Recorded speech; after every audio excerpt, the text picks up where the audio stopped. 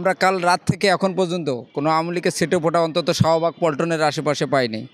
বেশ কিছু জায়গায় যদি ককটেল বিস্ফোরণ এটা হয় এটা দায়ভার কিন্তু প্রশাসনকেই নিতে হবে। আমরা এও দেখলাম বিভিন্ন গ্রাম অঞ্চলে বিভিন্ন জায়গায় কিছু ঝটিকা মিছিল, ককটেল বিস্ফোরণ এটা প্রতিহত করতে পারে নাই। তবে আজকে ঢাকার যেটা আমরা দেখলাম যে আমরা এখান থেকে মিছিল নিয়ে হাইকোর্ট চত্বর পর্যন্ত গেলাম, যে হয়তো আজকে রায় ঘোষণা করবে, সেটা 17 তারিখ পর্যন্ত ঘোষণা হয়েছে।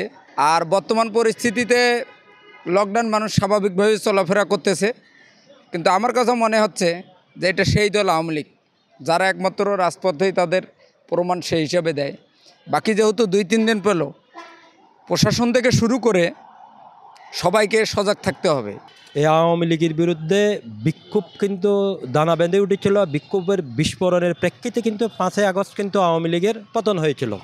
ঠিক এই একই আওয়ামী লীগের কিন্তু 1975-এর 15ই আগস্টে কিন্তু পতন হয়েছিল। 15ই আগস্টের পতনের পর এই আওয়ামী লীগ বাংলাদেশে স্বাভাবিক হতে 21 বছর সময় লেগেছিল। কিন্তু বর্তমান যে 5ই আগস্টের পর এখনও 1.5 বছর মাত্র। এই সময়ের মধ্যে আওয়ামী লীগ যে লকডাউনটা দিয়েছে আজকে 75-এর 15ই আগস্টের তুলনায়, আমি মনে করি তারা এখানে কিন্তু অনেক স্পেস পেয়েছে। আজ আমি যখন ফার্মগেট থেকে আসছিলাম, ফার্মগেট কিন্তু ঢাকা মহানগরীর রাজধানীর কিন্তু ব্যস্ততম এলাকাগুলোর একটি।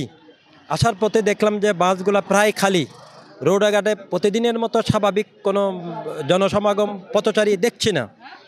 তো আমার খুব অবাক লাগছে। এরপরে মোড়ে আসলাম, দেখি যে পুলিশ কেমন যেন যুদ্ধ অবস্থা, পুলিশ দেখলাম, বিজিবি দেখলাম, ঠিক এরকম অবস্থা। তো আওয়ামী লীগের যেভাবে পতন হয়েছে, আওয়ামী লীগ কিন্তু অপ্রাসঙ্গিক একটি দল। আজ সে আওয়ামী লীগ কিন্তু প্রাসঙ্গিক হয়ে উঠেছে। প্রাসঙ্গিক হওয়ার লক্ষণ আজকে ঢাকা সহ সারা বাংলাদেশের কিন্তু রাজপথে দেখা গেছে। প্রাইভেট গাড়ি ঘোড়া বের হয় নাই, দোকানপাট প্রায় অনেকেই বন্ধ রেখেছে। এমনটা হওয়ার তো কথা ছিল না।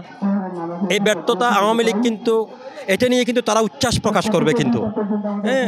তো তারা এই দিক দিয়ে কিন্তু তাদের যেভাবে পতন হয়েছে, পতনের তুলনায় তাদের এই জিনিসটা কিন্তু কিছুটা যে সফল হয় নাই এটা বলা যাবে না। কিন্তু এই দিক দিয়ে এই সফলতার, আওয়ামী লীগের সফলতার দায় সেটা মানে যে সফলতার জন্য আওয়ামী লীগের না যতটুকু প্রশংসার দাবিদার, তার থেকে বেশি প্রশংসা কিংবা ব্যর্থতার দাবিদার হচ্ছে ডক্টর মোহাম্মদ ইউনূস সরকার।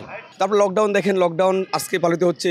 এই যে কী পরিমাণ গাড়ি চলছে, বাস চলছে, রিক্সা চলছে, সিএনজি চলছে, মানে সব জায়গায় মানুষের প্রতিনিয়ত কাজগুলোই মানুষ করে যাচ্ছে। তো আমি মনে করছি না, আওয়ামী লীগ যে লকডাউন দিয়েছে আসলে এটা একবারই ব্যর্থ হয়েছে। কারণ আপনার ইন্ডিয়া বসে শেখ হাসিনা লকডাউন দিবে এবং তার নেতাকর্মীরা ভারতে বাংলাদেশে ইন্ডিয়ার কথা অনুসারে চলবে, এটা সাধারণ তার আওয়ামী লীগের যে সকল মানে কর্মী ছিল তারাও কিন্তু এই লকডাউনটাকে এক প্রকার প্রত্যাখ্যান করেছে। কেন প্রত্যাখ্যান করেছে?